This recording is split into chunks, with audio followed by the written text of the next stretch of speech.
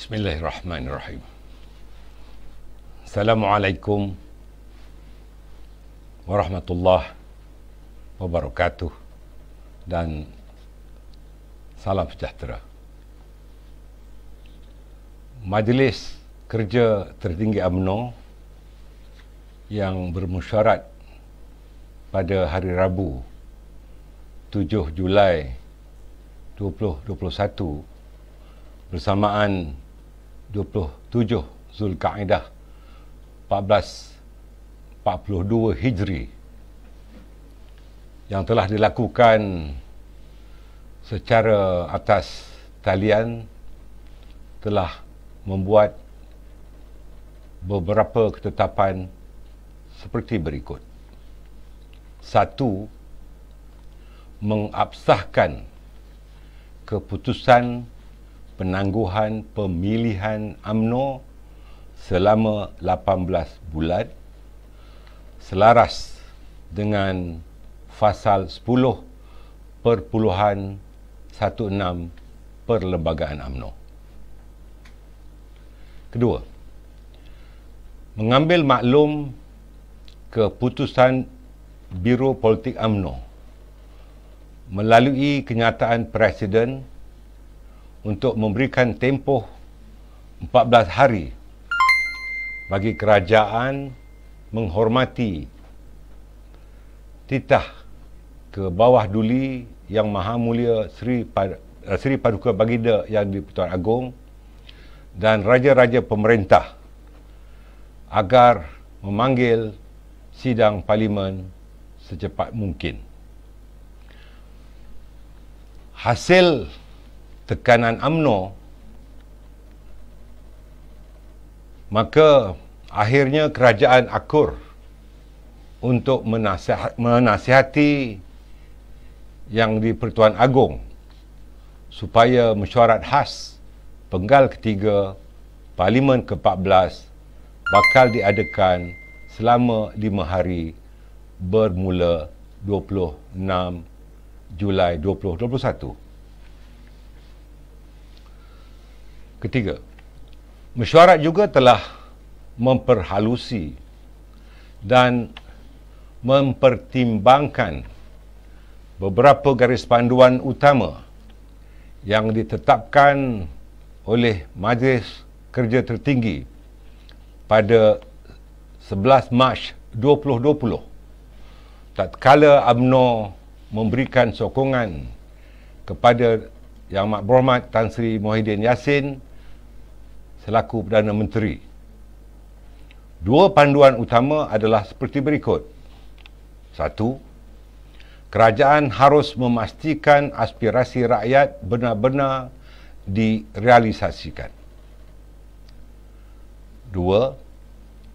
Kerajaan harus segera menangani kelembapan ekonomi dan melakarkan pelan tindakan berkesan menangani pandemik COVID-19. 4. Walau bagaimanapun setelah diperhalusi segala panduan utama yang digariskan oleh UMNO sebagai syarat meneruskan sokongan terhadap kerajaan pimpinan Perdana Menteri Yang Amat Berhormat Tan Sri Muhyiddin Yassin adalah gagal. Gagal dipenuhi dan dilaksanakan dengan memuaskan. Ternyata kerajaan gagal dalam memenuhi segala aspirasi rakyat di dalam beberapa perkara yang utama seperti berikut. 1. Kegagalan kerajaan menangani pandemik COVID-19 secara berkesan sehingga mencetuskan keresahan dan kemurungan yang amat serius kepada rakyat. Ini termasuklah polisi-polisi yang tidak konsisten, pelaksanaan PKP yang separa masa dan berubah-ubah hingga rakyat dikurung secara sia-sia selama hampir 6 bulan tanpa pembelaan yang sewajarnya. Contohnya, total lockdown yang sepada masa ini hanya menggandakan jumlah kematian dari 2,800 kepada lebih 5,768 korban hanya dalam tempoh 38 hari setelah Perdana Menteri mengumumkan total lockdown. Kegagalan kerajaan amat nyata dengan menyalahgunakan darurat yang hanya dianggap adalah untuk muslihat politik, hingga telah menyebabkan kemudaratan kepada rakyat dan tentunya kemudaratan juga kepada ekonomi negara, sekaligus menafikan suara UMNO yang sejak dari awal membantah keras proklamasi tersebut. Malah ordinans darurat yang kononnya boleh digunakan untuk membantu rakyat ternyata lebih banyak membebankan dengan pelbagai compound bersifat double standard dan melampau yang dikenakan ke atas rakyat di dalam keadaan mereka sudah sedia terbeban dengan isu-isu survival atau kelangsungan hidup, dan ini amat dikesali. Kegagalan kerajaan untuk mempertahankan sistem demokrasi berparlimen hingga memandulkan segala amalan demokrasi bagi semak dan imbang, check and balance, yang menjamin hak dan suara rakyat agar terbela, terutamanya dalam memantau segala inisiatif kerajaan dalam menangani pandemik, termasuk aspek perbelanjaan, perolehan dan segala usaha vaksinasi. Kegagalan kerajaan menguruskan bantuan dan tuntutan rakyat secara berkesan untuk semua peringkat dan kategori.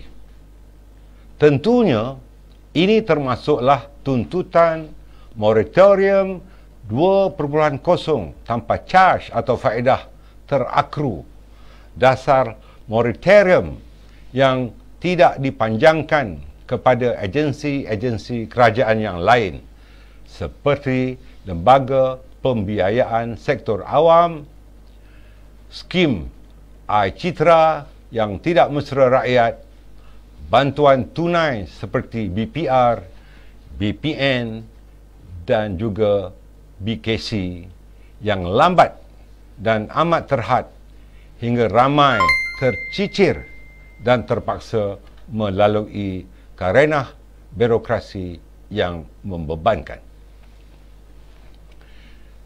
Kegagalan kerajaan juga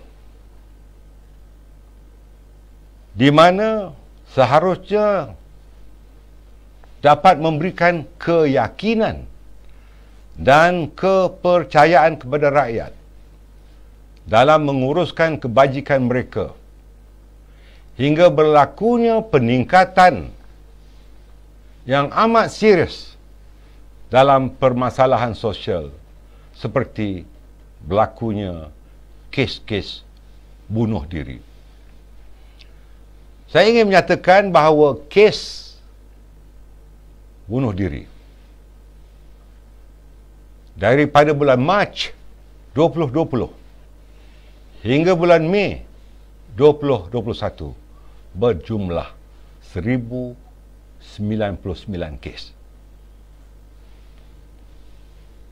Manakala kita juga lihat bahawa berlaku gerakan pengebaran bendera putih. Ini adalah merupakan contoh-contoh sebagai manifestasi kekecewaan dan protes rakyat terhadap kegagalan kerajaan untuk menyantuni keperluan rakyat yang amat susah, tertekan dan terdesak ketika ini. Di samping itu, kegagalan kerajaan di dalam menguruskan kestabilan politik dan ekonomi hingga telah mengujurkan ketidakyakinan pelabur,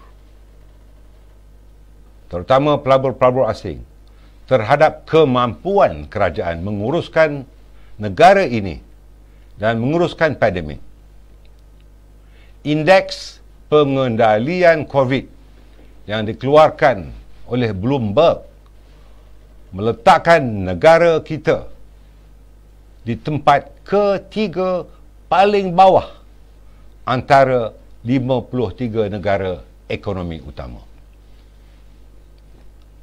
Begitu juga kegagalan kerajaan yang jelas memperkotak-katikkan titah Sri Paduka Baginda yang di-Pertuan Agong dan raja-raja pemerintah, hingga terpaksa berulang kali mengeluarkan kenyataan media dan titah menghadap supaya Parlimen dibenarkan bersidang dan membahaskan ordinans darurat dan pelan pemulihan negara.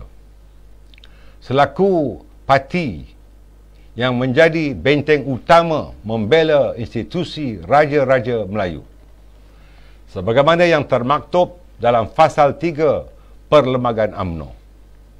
Sesungguhnya, UMNO tidak boleh berkompromi dengan sikap kerajaan ini terhadap institusi raja-raja.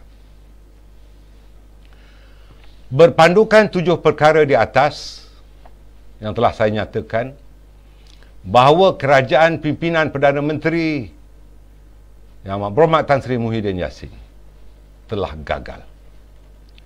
Gagal dalam memenuhi segala garis panduan yang telah dikemukakan oleh Majlis Kerja Tertinggi pada 11 Mac 2020, iaitu 11 hari selepas beliau mengangkat sumpah. Dan 7 perkara itu adalah sebagai prasyarat atau syarat-syarat untuk UMNO meneruskan sokongan. Bagi memenuhi mandat sebulat suara para perwakilan di Perhimpunan Agung UMNO 2020 dan berpandukan kepada 7 kegagalan kerajaan memenuhi aspirasi rakyat yang digariskan tadi, maka tempoh memberikan sokongan kepada Tan Sri Muhyiddin Yassin selaku Perdana Menteri ditarik balik dan ditamatkan serta-merta. Justru UMNO mendesak agar Tan Sri Muhyiddin dapat berundur secara terhormat bagi membolehkan seorang Perdana Menteri baharu dilantik untuk satu tempoh yang terhad. Tempoh Perdana Menteri yang baru akan hanya memfokuskan usaha membantu kebajikan rakyat sepanjang pandemik, menangani COVID-19 dengan pendekatan inklusif dan memastikan proses vaksinasi dan imunisasi dapat disegerakan. Setelah berjaya mencapai tahap imunisasi berkelompok, Perdana Menteri baru mesti segera menasihati Yang di-Pertuan Agong bagi menyerahkan kembali mandat kepada rakyat untuk diadakan pilihan raya umum yang ke-15. Ini penting bagi membolehkan sebuah kerajaan yang benar-benar stabil dan memperolehi mandat majoriti rakyat diwujudkan sebagaimana yang terhasrat dalam titah Yang di-Pertuan Agong, sebagaimana yang dinyatakan. Mesyuarat MKT pada malam ini juga mempertegaskan pendirian sebagaimana yang telah diputuskan di Perhimpunan Agung UMNO 2020 untuk tidak sesekali menyokong sebarang usaha mencalonkan Datuk Seri Anwar Ibrahim sebagai Perdana Menteri ataupun kerajaan yang ditunjangi oleh DAP-PH atau DAP-PH-led government.